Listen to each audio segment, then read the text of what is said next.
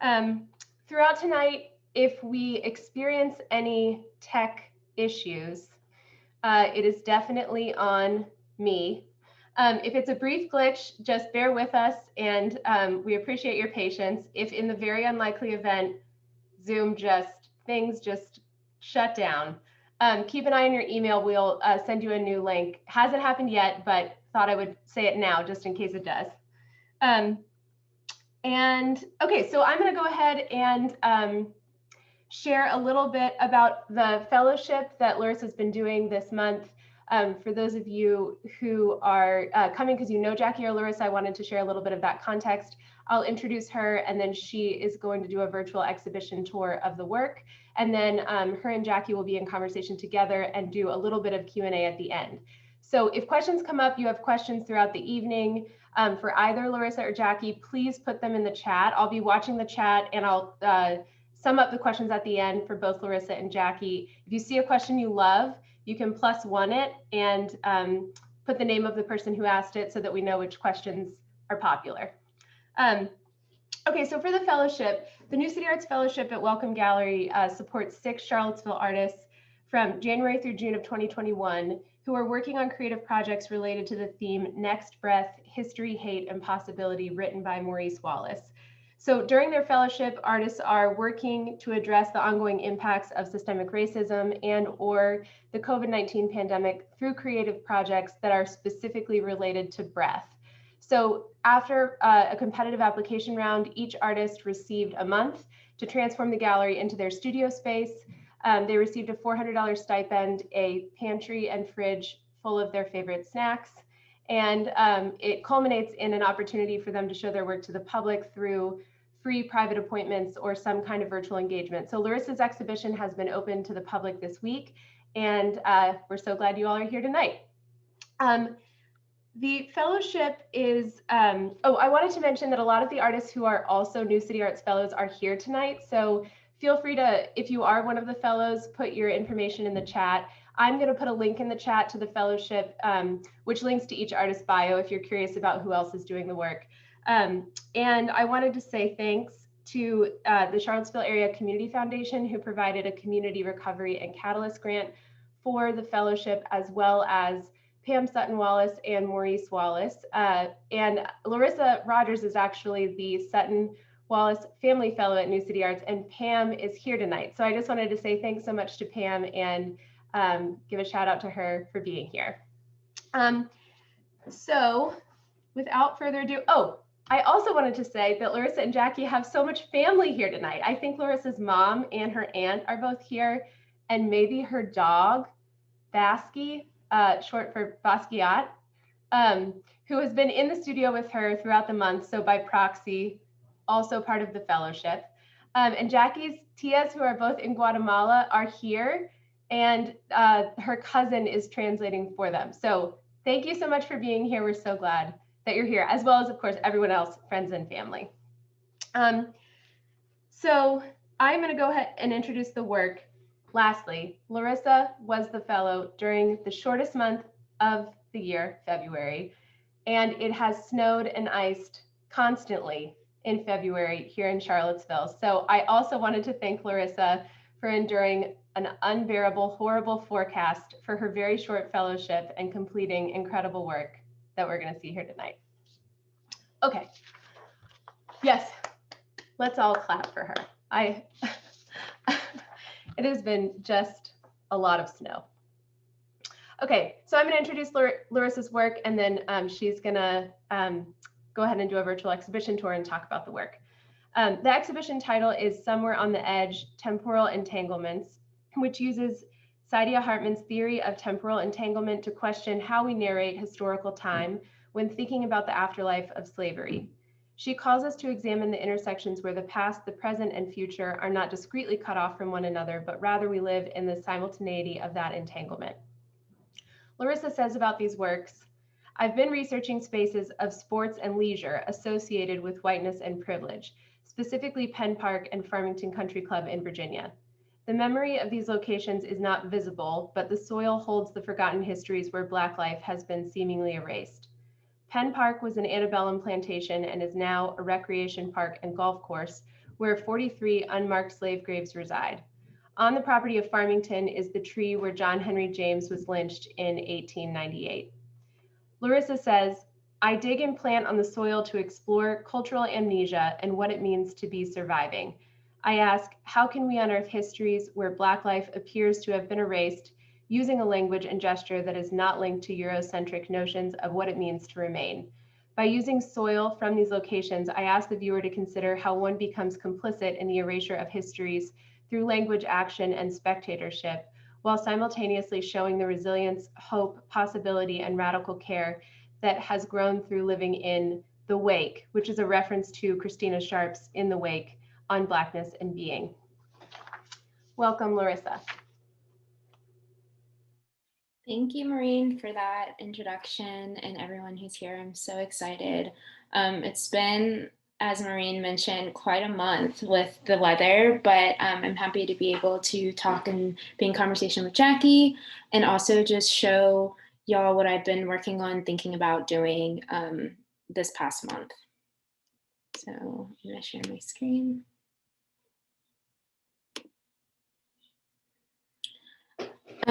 So as Marie mentioned, the title of the exhibition in this space is called Somewhere on the Edge, Temporal Entanglements. And I'm really thinking about that offering from Saadia Hartman when thinking about the afterlife of slavery and how we're interacting with these spaces and how we choose or are thinking about memorializing memory and kind of like existing where this kind of Black life has been seemingly erased or the presence of it isn't completely obvious. So I'm going to start with this quote. What would it mean to consider Black aliveness, especially given how readily and literally Blackness is indexed to death? This is a quote from Kevin Quashie, Black Aliveness or Poetic of Being. This is actually where the title of this first piece comes. And this installation, A Poetic of Living, is directly when you enter the space. So the idea is that the audience or the viewer will actually have to kind of like walk over this soil, walk over this installation to get to the rest of the space. And I'm really thinking about soil kind of as this place that holds trauma, it holds displacement and history, but it's also this place of regeneration and possibility. So as mentioned before, I'm sourcing the soil directly from these two locations that was mentioned. One is Penn Park, and that's a recreation park here in Charlottesville that used to be a plantation. And there's also a golf course in the park, and on the park there's a cemetery for the 3 generations of families who used to own that plantation, and outside are unmarked slave graves. There's no sign that this is there, and it's right on the golf course, so it's readily like walked over, kind of like discarded, not really thought about. So I was interested in placing this dirt right in the beginning where you're entering the space to make the viewer kind of have to confront this idea of this dirt sourced from this specific location with this specific history and pay attention to it. And so what I'm doing is I'm sourcing the soil and then I'm casting my body through the soil and placing it back in the soil.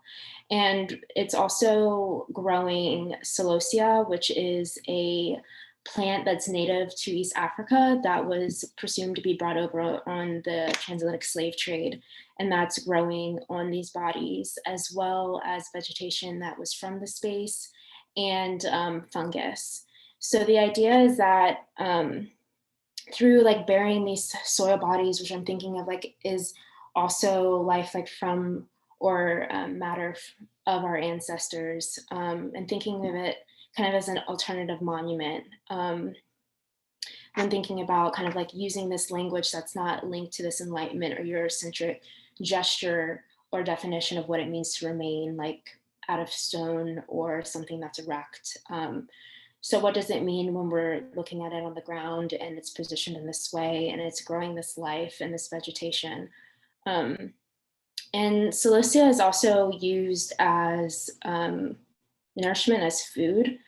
So I was interested if, like, when I bury these back in the ground, the soil will eventually disintegrate, and all that will be left is kind of like this vegetation, this life, these plants that will remain. And I'm kind of gesturing to the audience or to the viewer to kind of consider the beauty, the intellect, the technologies, the sustenance that we eat today that really has derived from indigenous and enslaved people. And also the fungus and the celosia are simultaneously like speaking to the capacity of Blackness to evade capture and to supersede the confines of whiteness. So like another metaphor of kind of like what it means to remain as a Black person in America right now, and also in these spaces where Black life has been erased and is now used kind of for this recreation and leisure. So I'm just going to show some more like close-ups of the installation so you can start to see some of the vegetation that's growing. And it's also been really nice, even though it's only been in the space for about a week, there has been new sprouts, and some of the celosia has actually started to, like you can see here, has started to grow. Which has been really nice. There's also a smell when you enter the space, if you're actually in the space, and those of you who have been here, it smells very earthy. It's almost hits you a little bit when you walk into the space, but that's something else to note. Okay. So by considering that relationship between imaging and imagining and the registers of Black annotation and Black redaction, I want to think about these images, what these images call forth. And I want to think through what they call on us to do, to think, feel in the wake of slavery, which is to say in the ongoing present of subjection and resistance. This is Christina Sharp in the wake of Blackness and Being. So for this second installation that's also in the piece, it's called Reconstructing Narratives. And it uses the actual document that was commissioned by the city of Charlottesville in early 2020. And it's a document that is investigating these like indentions in the ground, because they were getting a lot of kind of pushback and thinking that there may be burials. And it's a 74 page document. In the installation, I only choose certain specific pages to kind of highlight, and there's 4 different versions. So I'm really thinking about redaction as a tool to kind of unearth these histories that have kind of fallen through the cracks, or to create my own narratives that are highlighted, that have been kind of subdued through the technical and scientific language that is used to further kind of like dehumanize the Black life, like through these other archival methods. So the first kind of iteration on the far left is the original document. The second one is a redacted version, and the redaction specifically is going over kind of like the histories of the family that own the plantation. And it's kind of interesting because in this document, they start the historical context by noting like there's not that much history on the families that used to own this space, when the whole pretty much 72 pages is about the family. And there's almost zero history about the enslaved people that were actually, or the laborers that worked the land when it turned into a winery. So the third iteration uses whiteout, and I'm thinking about whiteout as like another method of like hiding, where the redaction is more of like a burying, a covering up. The whiteout is thinking more about like the language that's used to gloss over or whitewash, or use this like professional language that isn't actually talking about or speaking to the Black life and people.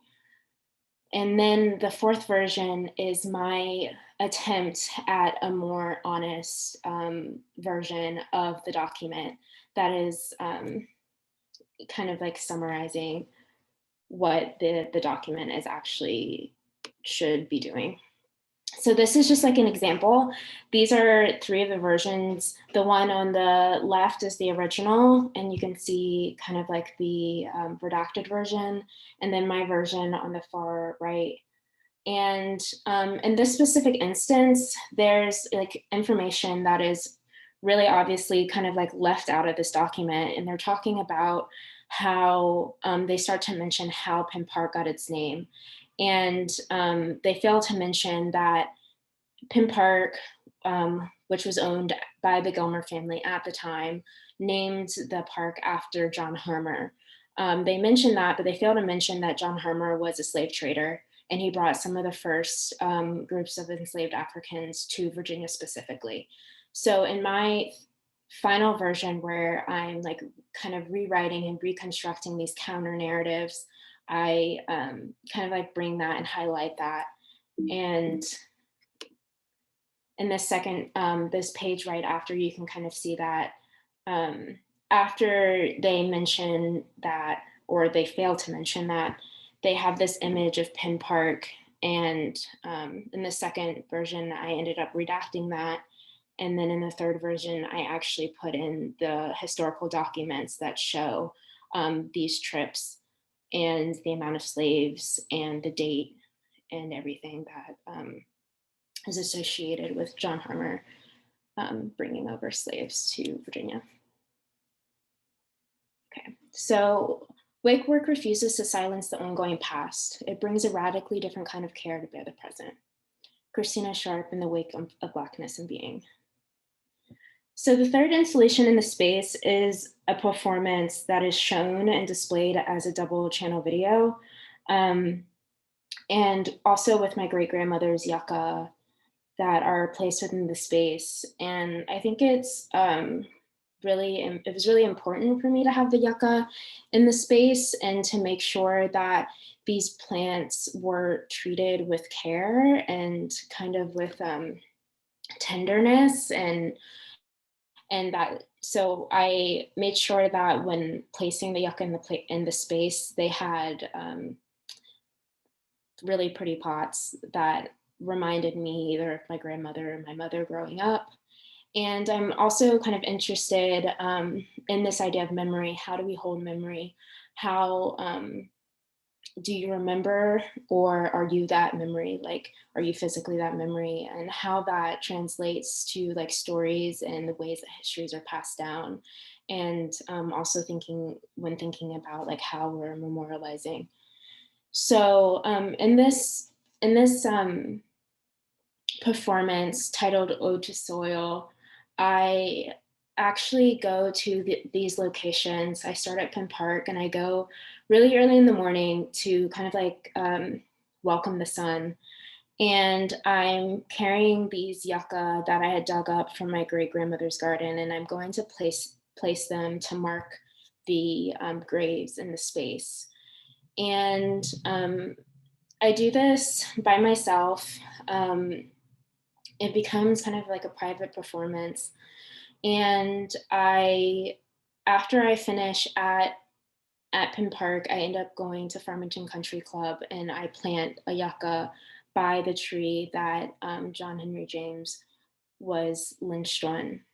And I'm like not interested, I think it's like important to say that, like, I'm not interested in memorial qua memorial, right? Like, I'm not interested in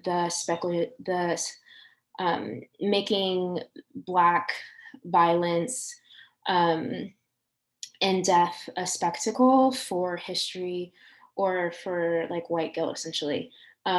So I'm way more interested in like tending to this land, tending to the soil, using the soil with care, where this tenderness, where that was not really given to these people who were violently killed or enslaved, and treating kind of like these yucca that's life, that evolves, that's not stationary, as you would say, like a monument or something. And thinking of that as an alternative way of how we can think about how we're remembering and how we're marking these locations. And I think in the performance, which is also not quite as, I guess, apparent, is that there's certain objects that I'm using that are specific to different family members that have either passed away and are kind of like markers of how I remember them, or objects that, or actions as in planting, because it was passed down from my great grandmother to my grandpa to my mom. And actually, one of the first memories I have of my grandpa was learning how to ride the tractor and farming and planting. So there's also like, I'm also thinking about these other gestures of like how histories and memories and life are kind of like passed down intergenerationally, or like through these gestures. So in the actual installation, I have the performance that's just straight through with just establishing shots of the landscape.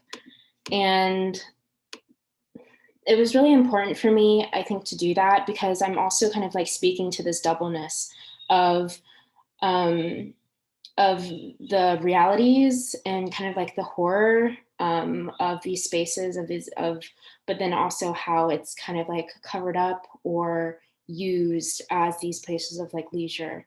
So I think that was also kind of like really important for me, was to show kind of like these contrasting realities through that double channel video.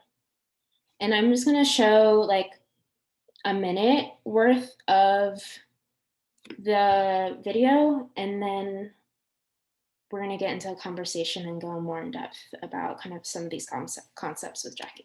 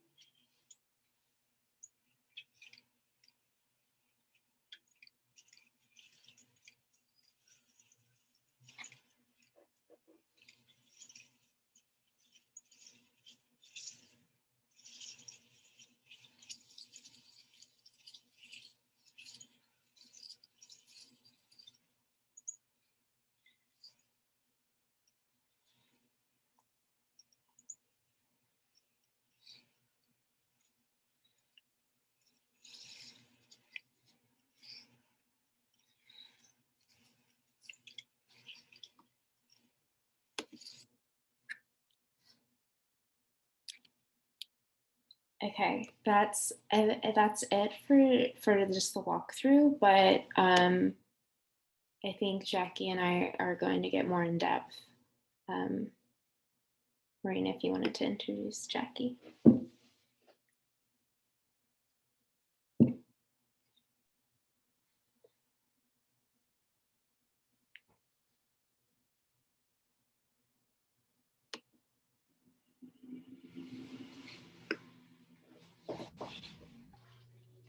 Thank you, LaRissa. I'm going to go ahead and introduce Jackie, and then they'll go ahead and start. Jackie Amézquita is a Latin American artist based in Los Angeles, California. Jackie was born in Quetzaltenango, Guatemala, and migrated to the United States in 2003. She holds a bachelor's degree in fine art from Art Center College of Design and an associate degree in visual communications from Los Angeles Valley College. She is an MFA candidate in the New Genres program at UCLA with LaRissa. Jackie did tell me that they were, LaRissa and Jackie were introduced by a visiting artist because they both work with soil in this context of displacement memorial and as an archive, but it was a virtual studio visit. So you all haven't met in person, right? No, not yet. Jackie's practice has been influenced by her relationship to borders and displacement, informed by her experience as an immigrant woman. Jackie's work makes use of durational performances, site specificity, and materiality to explore a visual language that rebalances the power of socio-political relationships. This has allowed her to intertwine historical and contemporary references. Jackie's interested in exploring the narratives created in these social environments and how socioeconomic differences between power structures affect the relationship between the body and the landscape. Her recent works investigate the actions that influence the process of transformation, informed by the material and the layers that the work involves. Welcome, Jackie. Thank you so much, Maureen. Okay, I think I'm going to start by sharing my screen. And I also want to say thank you so much for the invitation, LaRissa, and thank you everyone for being here with us tonight. And here we go. So I'm going to start by sharing my screen. And LaRissa and I started our conversation and talking about how we were interested about soil. And I think my interest in soil started like around 2016 when I was able to visit my hometown, Guatemala, for the first time in like 15 years. And I went to the border of Mexico in the US for the first time around 2006. And I started thinking about place as a space of holding memory, and how I was able to be outside of the United States and inside Mexico, and I was removed from the space. I think also I started thinking about displacement and the time that went by that I didn't visit Guatemala and I was like removed from the space. So I started thinking about, I went to the border between Mexico and the US, and I started like looking at all these bottles of water empty from migrants and looking at all the clothes that were displaced around the environment. And I was thinking about how could I somehow bring, maybe not replicate, but bring this environment into a landscape in the States. And I also started thinking about the bottle of water that I left behind when I have to run for immigration, and thinking about the void and those stories that are never told, and how I could putting the like this object that was holding a memory into these bottles of water to replace that void and fill them in with water and casting them in ice and let it melt them slowly. This is how this installation looked after 2 weeks, and other life started like forming. And I think this is something LaRissa and I were talking about and how this soil is transforming and generating new life. Yeah, I think that was one of the things that really kind of connected me to your work.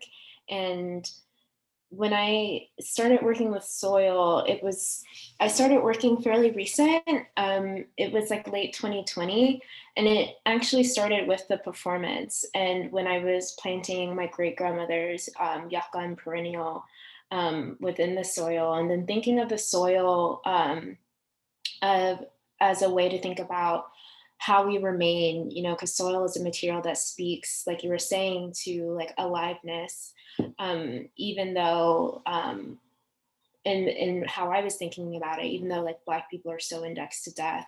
And like historically, soil, for me, I was also thinking it's like a place of Black resilience, like through geophagy, through slave gardens, through, if you're thinking about like the Haitian revolt, where slaves are using their knowledge of these plants as a way to kind of like poison the masters. And then you're also like, I'm also like thinking about the way that women used to hide seeds in their hair during the Atlantic slave trade, and plant these like food through soils. Like just thinking about like soil as a place of resistance and possibility. And then I'm also thinking about it as a tool to speak about, like, as you were saying, like these hidden archives and histories that have slipped through the cracks.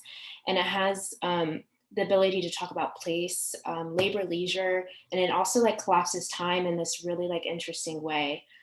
So it's like simultaneously, like you were mentioning, like past, present, and also like future, like all in this one place. And then I think for me, I've also been thinking about soil. Mary Douglas in their book Purity and Danger talks about like dirt as a matter out of place, and dirty things as something that kind of like transgress established borders and confound and disrupt, and challenge kind of like these dominant belief systems. And I feel like you're using soil kind of in the same way of, and thinking about, for me, especially when placing this installation right when you enter the gallery, like thinking about this dirtiness or darkness that is associated with soil, and thinking about that in relationship to Blackness, and like what would it mean to make the viewer have to confront this when they're entering the space, and like what does that say? And then like soil literally as kind of like this thing that filters material and buffers and stores. And so like, I think that like when you're talking about like this new vegetation, this new life that's growing off of kind of like this soil that holds this trauma or holds these stories of these migrant people crossing the border. I'm thinking about soil similarly in this way of like holding this, still creating life, though it's so rooted in kind of like trauma, and like it being like this, like we're saying, like this kind of like living archive of something that is like able to produce beauty, even though it's really kind of like closely linked to violence. Yeah, and also thinking about like who gets to be in the soil, like you were mentioning, like, Yeah. there's all these other places of leisure, like this golf course that exist in these places that are holding a lot of memory in trauma and histories, but they're also creating stories right now that are going to be part of our histories. Like, I'm thinking about the detention centers at the border, in all these places that are like all the stories that are taking time right now, and also the people that cannot be in the other side of the fence because they don't have the papers Yeah. to be in. What does it mean, like what does it mean for us also to work with soil and to bring the soil from one space to another space, Yeah. and who gets to be in the space. And so when you and I were in conversation about this piece, and we were talking about this, and I was like, oh, I need to show you this work. And we were like connecting all this like present stories and like histories of like brown and Black bodies. I was talking to LaRissa about this installation I had in 2018 called Fertile Dreams. And this was an installation I had at Art Center College of Design.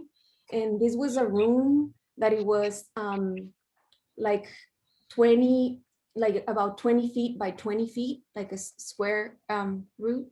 And I went to the border of Mexico and the US, and I gathered soil, similar to what LaRissa was like doing when she was digging the soil and getting it in buckets.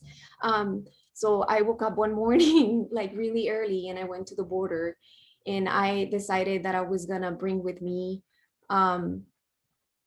thinking about the people that I was in conversations in these institutions. Like I didn't have the chance to speak Spanish, only with the people who work in the school. And so it was really interesting to see the reaction when people that cannot go to the other side of the fence being in this room and stepping on the land, you know, that they cannot step feet on. And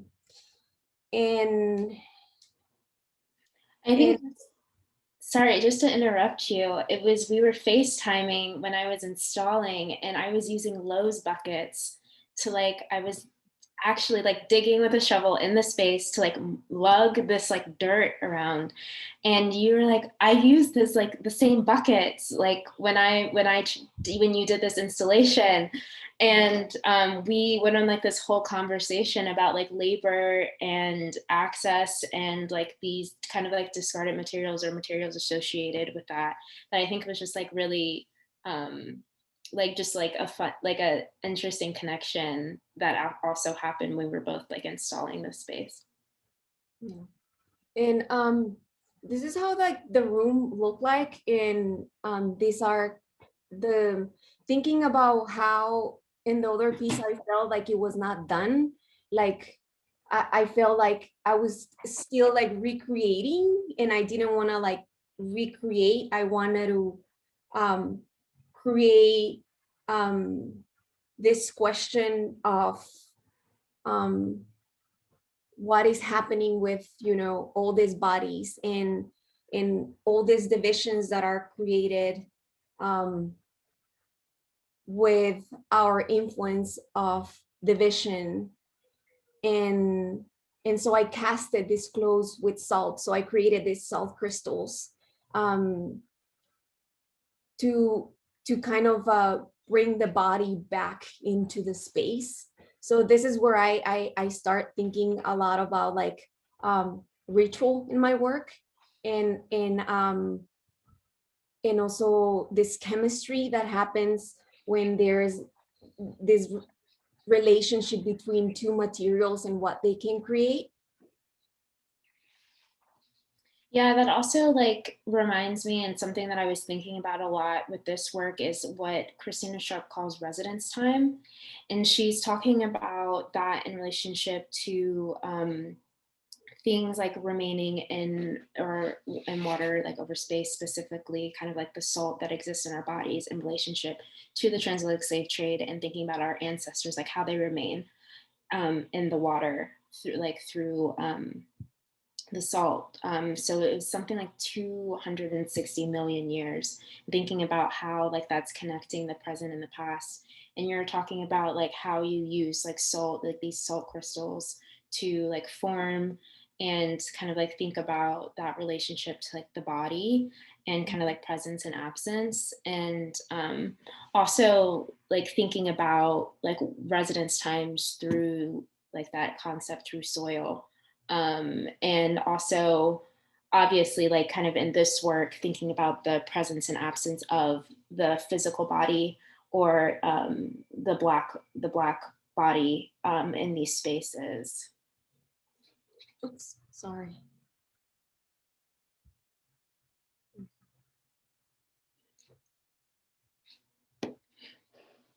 But I think another thing that we we're starting to talk about, and I know that you also have a practice of this as well, is the amount of care that goes into kind of the growing. For me, it was when I was growing these this vegetation and this life off of these bodies or through the soil, I had grow lights in the actual installation. But even in my studio, I had this like thinking about like how are we curating or how are we creating these like spaces of safety, of care for like for this life to like flourish. And I feel like you also have a nursery, so like I know like you're also like thinking a lot about like growing and the amount of care and labor that goes into that, and like what happens when we're thinking about that in relationship to how we're kind of like memorializing or thinking about how we're representing these people who have been wronged. And it also reminds me of like your piece that you're doing now with the soil and the names of the children from the detention centers, and how you're thinking about like displaying that and moving like having that as kind of like a moving memorial like you were talking about, because we're also talking about like time and how thinking about how like these stationary things don't necessarily allow for like the conversation or the evolution of like these conversations that we're interested in. You want to speak about that piece a little bit? Yeah, let me go there. Sorry, we're like hopping around a little. It's okay. Even the sweet potato piece, I feel like that's also. Well, I wanted to talk about the sweet potato piece because I think it's in context with the yucca. Yeah. Let's see that. That's. Go there. Yeah, let's go there first. So thinking about like all this, I've been thinking a lot about the origins of food and where like vegetables and produce have originated, in this idea that we have that like some produce is like original from a specific area, but is being it has this whole history of migration. And I started like doing this research about where coffee grains are originated from, and then I started doing tomatoes and other vegetables, and then I found that sweet potatoes as corn were also Mesoamerican food, and is still grown in Guatemala by indigenous communities. And thinking about how this hybridity, there's like this Japanese sweet potato, and there's other like different, but from the same family that have branched out. And I started thinking about, regeneration in life, that also like death can be we can bury our death in the soil, but also the soil give us life and regenerates and creates this other like life system. So I collected soil from all the borders between Mexico and the US, and friends and family who were in detention centers donated to me part of their clothing, and I started growing sweet potatoes out of these clothes. And this is actually an installation, a performance last installation that happened last year at UCLA, where that has been traveling with me because I started this installation in 2018. So I've been growing over time potatoes. I'm trying to see how many sweet potatoes I can grow from this specific soil. And since 2018, I've been able to grow 76 sweet potatoes from the same soil. And they like have been like reproduced and this, create this like vines, and it's interesting to also see how much the soil can fertilize, and how this produce can, sometimes they don't make it, they just they don't continue growing, they just don't like the soil, and another kind of life happens. So I was thinking about this in relation of the yucca plant. Yeah, and I think that When I also like I'm working with the yucca and thinking about the yucca, thinking we went on this whole, when we were talking conversation before, like I started using the yucca not only because it's kind of associated with my great grandmother that is grown on her property in Madison, Virginia. The land that she planted these yucca on was given to our family after emancipation. So also thinking about kind of like soil in relationship to like inheritance, and thinking about the way that we till the soil and move through the soil, and like thinking about, like that as well. But going back to the yucca, it's also used, we were talking about, as is for medicinal reasons. It's used as like an air cleanser. It's also like super resilient, and that's one of the reasons why it was used by enslaved African communities and older Black communities to mark the graves of their loved ones, because like stone was too expensive. But thinking about like this regenerative aspect of yucca, and thinking about like your use of the sweet potato. And then you were talking about, like, I know yucca is indigenous to Mexico, and you were talking about how you like grew up eating yucca root and like making like, I don't know, you can like go more into that. And we were talking about black soap that you were talking about that used like yucca in it, and thinking about like yucca as a cleanser, and like what does it mean to place like this in the land, like as a cleanser or like as a healer. Because we were also talking before, when we were thinking about soil, it's like, how can we also heal the lands? Like we can't just take from it without giving back, right? And thinking about you with the collecting the soil in your in the bottles during your performance, which I know you haven't talked about, but you were saying that you would plant corn, right? It was corn, right? Yeah, it was corn. So I was thinking about like how I'm taking, but I also have to give. Yeah. And how I'm asking like our land, like the space, to allow me to take soil, because we have all this like concept of like, oh, we take, oh, I need to make, oh, I need to create this, and just grabbing from this like capitalist mentality of continue gathering mine, and thinking more about like, wait, like this is, the land is giving me, but what am I giving back to the land? And thinking about like the healing, the climate change that we're in, and the healing that our land needs too. And every time I did this performance where I traveled from from Tijuana all the way down to Guatemala, and a way of, I was thinking about mapping, and I was thinking about how do I document without using photographs or without using video. And then is this like a different form of documentation?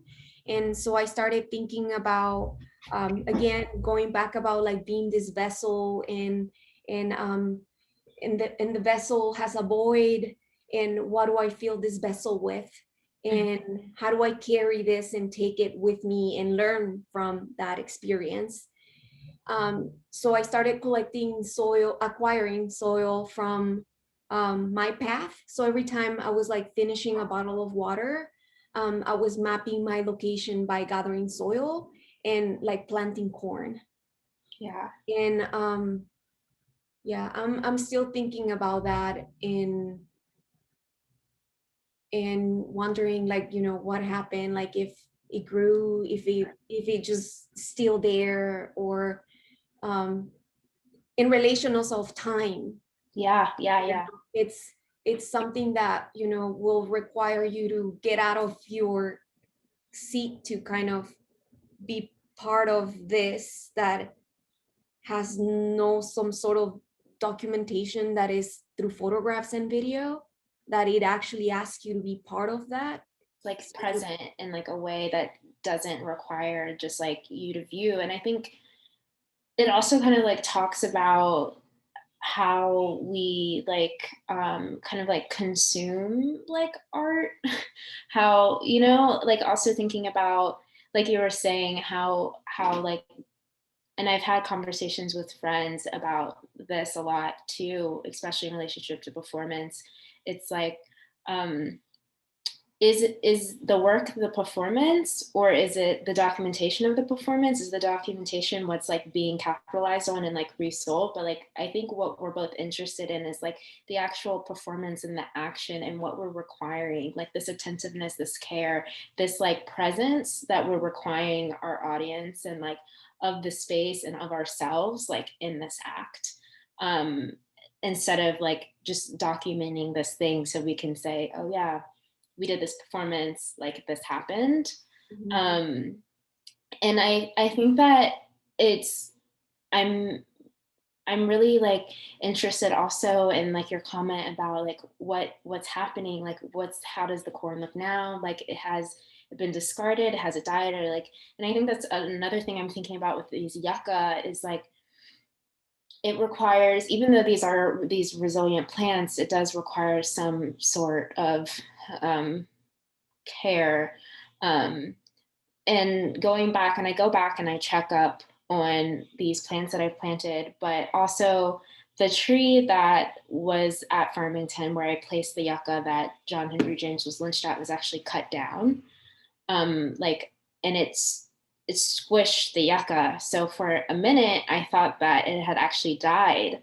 But it's still alive. It's a little damaged, but it's like still alive, which was like, I feel like it was great, but also it was interesting because you're saying like how is like the land or like these environments transforming and affecting like these things. And it's also kind of like talking about survival and displacement that I think we're both really interested in as well, in relationship to like how these are existing after they're planted or placed in these locations, as well as like mapping, as you were mentioning.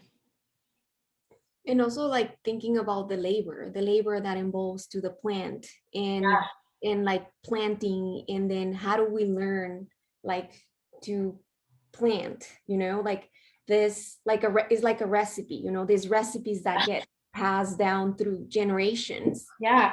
And how do we, you know, this question of like how do we create also like different from ourselves. Yeah. Yeah, I think I was thinking about that a lot, just the active planning in general, a lot in relationship to my mother, to my grandpa who's passed away, to my grandmother, and like just like thinking about also like that lineage of like how each was taught how to like tend to the land, and like thinking about also this kind of like radical care that is asked of us to like sustain this life. And I had this beautiful conversation with my mom who actually had to get knee surgery because she planted so much and like it destroyed her knees. But how like planting was allowed her to kind of like form this relationship of learning how to care for something and care about something other than herself. It's like how having to like foster this life and tend to it. So like I'm also, like you were saying, like thinking about how these acts or like these gestures are also ways that we hold and preserve memory and transfer like histories, even though they're not, you know, like physical, I guess, things. They're more kind of ephemeral, like intangible, but just as valid. And I think that a lot of Indigenous and Black histories are really passed down that way. And I know you use that a lot in your work through, like you're saying, food and recipes and thinking about that. And I think in my work, I'm also thinking about a lot about stories, like verbal and oral histories that are passed down, and like how that is able to kind of like sustain these histories that aren't necessarily put at the forefront or regarded as legitimate, um, but also hold like all of this like rich and like juicy knowledge, and how we sustain like these communities. Do you want to talk a little bit about the mold now that we're talking about communities. Yeah. Colonies of bacteria. Yeah. It was like really funny because when I started casting, I had a few of the body parts that started growing mold, and I didn't know how I like felt about it at first. I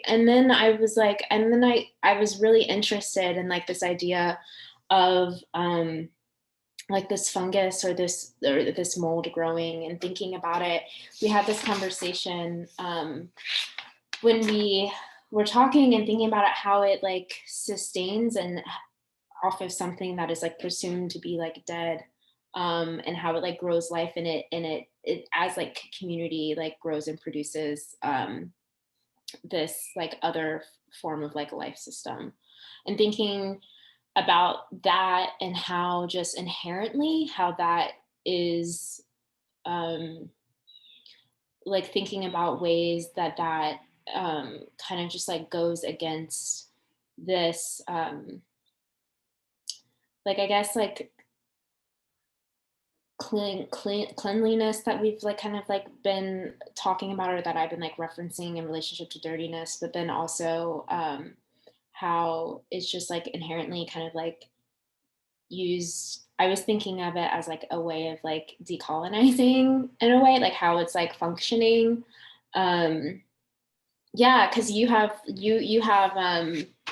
your slabs that you're using for food, that some of them are like growing fungus. Yeah, so I did this performance where it was a gathering. This was before COVID, like 1 week before LA closed or 2 weeks before. And I asked 12 people to join me, and I had this gathering where I made 12 different Guatemalan dishes, like Central American dishes, I should say. And I share them with the people that I invited for the gathering, and they asked me what they could bring, and I was trying to not use any like utensils or like use our fingers to eat, and like share, and thinking about these marks that we make in the space, and the bacteria that we carry on our fingers, and how that transfers to another like section. And like I said, this was before COVID, so it was really interesting to think about this work after, and just letting the work sit and stay and transform, and see how much what this was going to transform into. Like, is this going to how long is it gonna take in order to start like dissolving, or is it going to transform, and what is going to transform into, but is going to be back on the land. And this is, I started working later on like with a mixture of corn and in soil. So I use corn as like the bounding element in the work. And I was showing LaRissa when we were like when we were in conversation about, I was showing her some of the slabs that I have in here that I didn't coat it with limestone. So the white is like limestone on the piece. And the ones that I didn't coat it with limestone started like growing this other bacteria. And then I have a friend who's an engineer who I go to for my this kind of research and interactions with the work. And we started talking about bacteria that grows in corn. And I started thinking about how like an incubation period, and how this transformation happens to the object, to the landscape, and creates this other living all this living like bacteria that, you know, in science we know it as like colonies of bacteria. Yeah. But I was thinking that in like, it's more of, instead of like a colony, is like a community that gathers and creates and becomes together like stronger. And so they propagate, Yeah. and they exist for some sort of time, but then the bacteria dies and degenerates and becomes something else. It turns Something into else, a yeah. different kind of life. Yeah. And thinking about, that with the bacteria, that was growing in your work, and how long this bacteria is being on the soil, what kind of bacteria this is, and the DNA and the histories that are Like, archived in the soil. yeah. Mhm. Yeah. I think that it was, yeah, like you were saying, also really like beautiful to see, because you actually showed me like the slabs, um and like to see what they like started to look like, that when they weren't coated with limestone. And then you were also like, you want to talk a little bit about limestone in general? I feel like limestone has a really interesting like context here in relationship to also kind of like what you, because you were talking about like the landscapes and how limestone's used on houses, like thinking about like coating as well. Yeah, um yeah. Limestone is used. It helps us actually digest corn, because our stomachs cannot digest corn on their own. So limestone is an important ingredient for the tortilla making. Um, and also limestone is used as a construction material. So it has these two different relationships. And houses that are made out of adobe are coated with limestone to avoid like pests. mhm. So in a lot of like the Mayan ruins in Mesoamerica, they use limestone, which is known as piedra caliza. Yeah, so really, like I feel like that's like really interesting, to just even looking at it, just like that it is this like white covering that is also like supposed to like maintain the integrity, like of like the soil, like thinking about as a coating to, and then thinking about in relationship to like the fungus that's growing. I think it's like all like interesting in context with like what you're doing as well. I'm just gonna check the time. Should we start? I mean, I feel like we could keep talking. We still have like so many things we could talk about, but we can also start opening it up for questions if people have questions.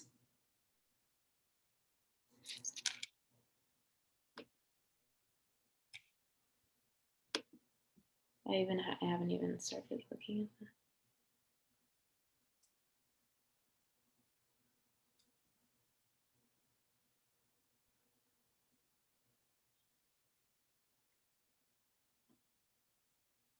Do you want to talk? I don't know. Do you want to talk to the sweet potato question? I'm reading.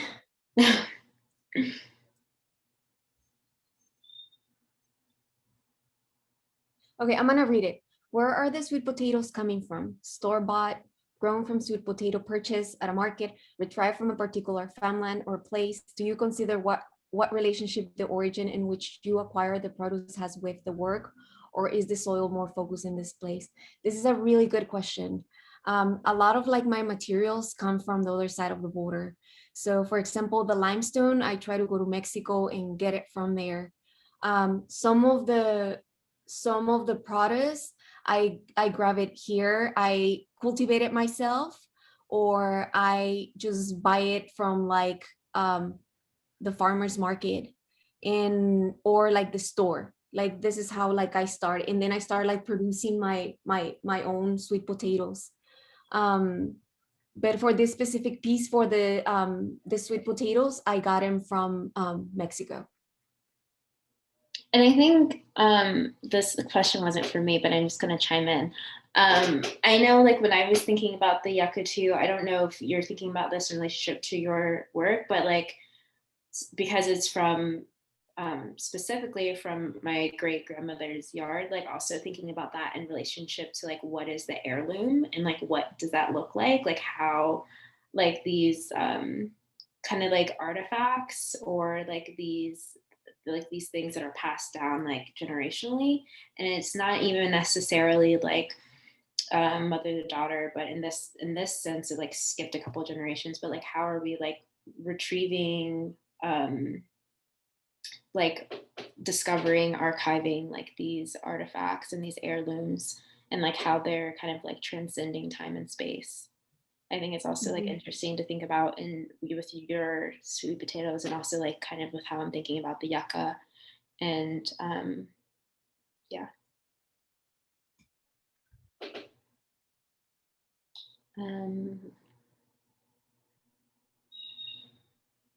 Okay, so I think the second question is I think for me. So it says, thank you both so much for sharing your worth. So fascinating and compelling. I was wondering about the life of the soil and plants after gallery installation or performance. Where do they go? What is their next life cycle? Oh, I guess this is for both of us.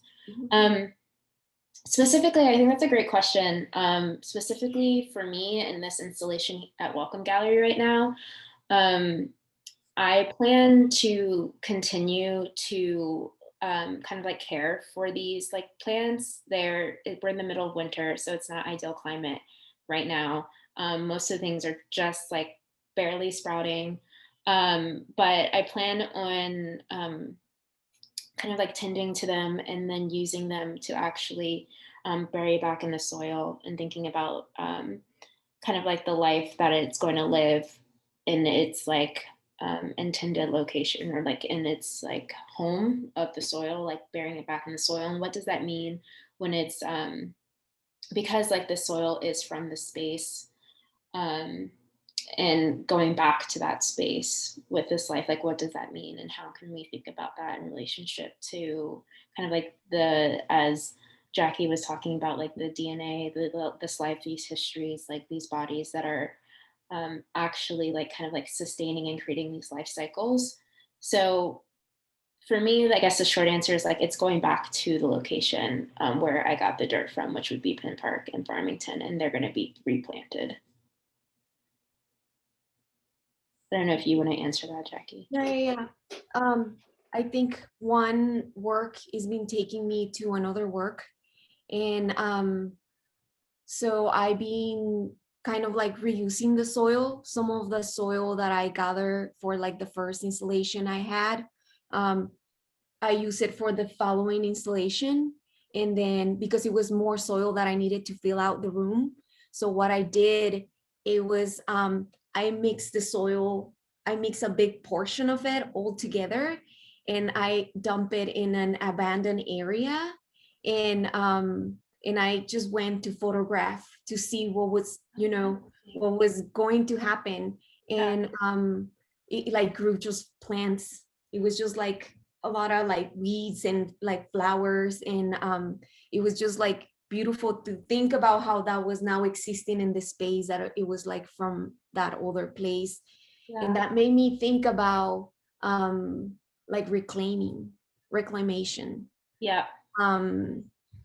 And then I continue using the soil, like LaRissa said.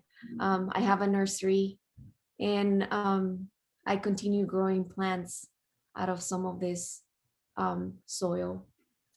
Yeah, I also think that some of the soil that was used in my installation that aren't the actual physical body casts are going to go back to visible records and be used as flower beds as part of a project where, and I'm sorry, the exact name of the project is escaping me right now, but essentially creating these flower beds where we're communicating with incarcerated people and using like the soil as a way to grow these vegetables and these flowers that they choose to like grow for us to grow for them in that space. So that's probably where some of that insulation of my soil is going to go to as well.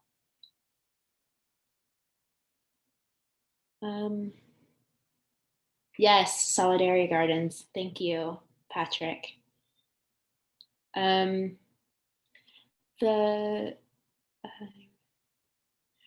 So to answer Zoe's question, the hanging tree, when and why was it cut down? Was there acknowledgement of the history? Do you know what happened to the tree after it was cut down?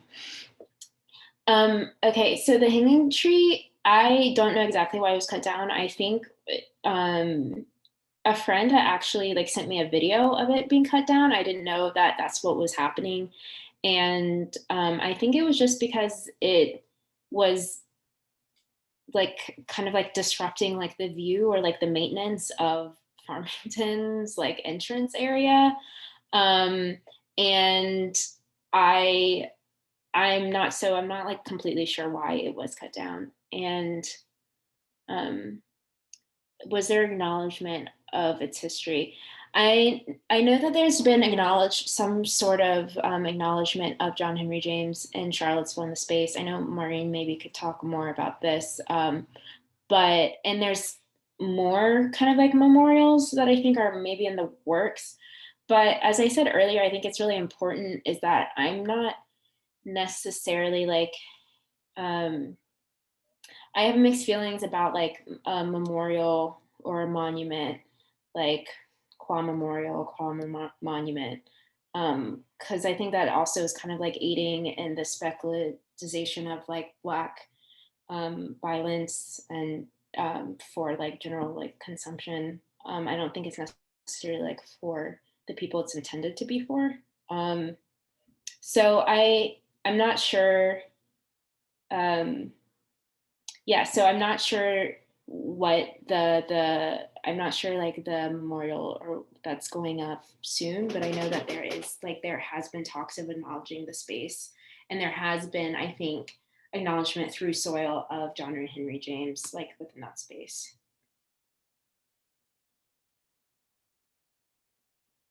Awesome.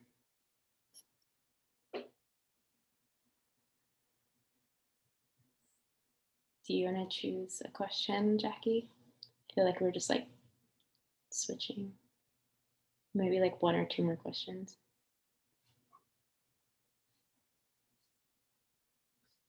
Yes, practicing integrity is a constant process. How do you guide yourself? How do you guide yourself compassion practice? For example, when it's not possible to keep plants in good health, when you feel setbacks or have moments, when do you fall back on previous patterns? Does this sometimes feels like extra weight when our desire to be better falls short? That's a good question, Carmen. Thank you.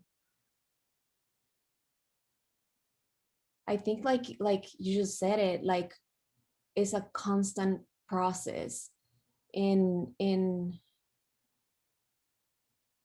as we practice, we continue reminding ourselves, as we continue practice our integrity.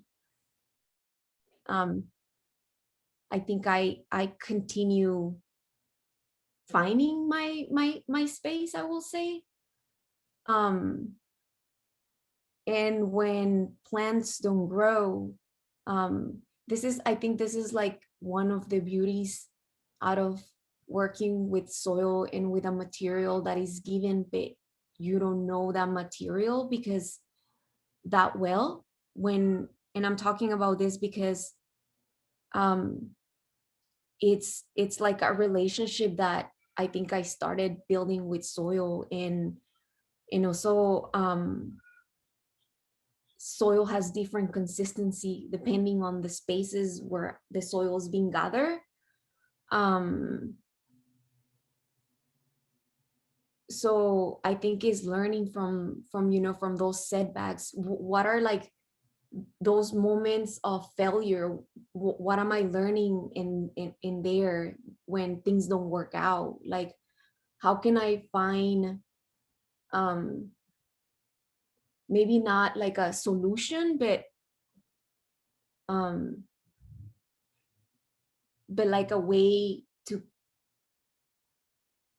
to learn from that process, to not fall back into those previous patterns, and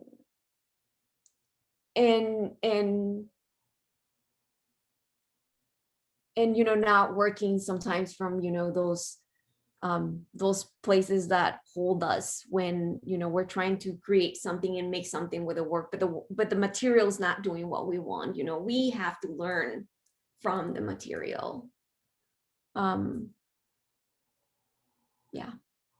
I don't know if you want to add something to that, LaRissa. No, I agree. I think that a lot of I had and we've had conversations about this too, of like how to kind of like use the soil to do what we're trying to do, or how to get it to like a certain consistency, because as you're saying, like soils are different kind of like consistencies, different textures, depending on where you're sourcing it from. And then also depending on like the clay ratio. And in my case, when I was casting, trying to figure out a way, like a binder, like thinking about like how we're using them. But also like Jackie was saying, I think it's really just working with the material and letting the material teach us. So it's like kind of like a learning experience, and it's a humbling experience because it makes you slow down and makes you kind of like become really attentive to how the soil is reacting in certain climates, certain situations. For me, in the dead of winter, and how can I make this life grow? And yeah, I don't know if that completely answered, but.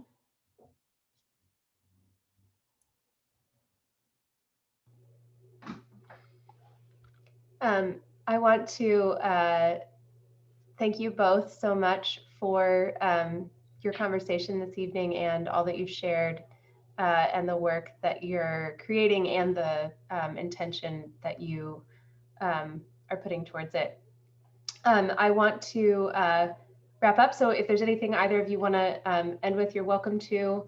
And thank you to everyone who came tonight. LaRissa or Jackie, do you have anything to say as we conclude? I mean, just again, thank you. This experience has been great. I'm so happy I was able to be in conversation with Jackie, and that we were linked, and that I know we could start having these kind of conversations with the community, with each other, and yeah. Yeah, thank you so much. I really appreciate, I'm really grateful for like the opportunity to be in conversation with you and be in the space and being able to share, my work and learn more about your work and the direction that you're, working with, and see that, there's this, intersectionality in between the work. And thank you so much, everyone, for your time and being here with us tonight. I wanted to conclude and add just that LaRissa is still collecting yucca. LaRissa, do you want to say just something quick about that? Yeah, I am inviting the community to donate their yucca that they may have growing in their private spaces, and for a potential community performance marking of these spaces. And if you want to donate, if you can donate, you can do that. And you can either email me or drop them at Visible Records if you know where that is. But I can drop my email in the chat as well. We'll also follow up with everyone with a link to the recording, and we'll include contact information for LaRissa and Jackie in that email as well. Thank you both so much. Thanks everyone for spending your evening with us. This was really great. Bye. Good night. Bye. Thank you for coming.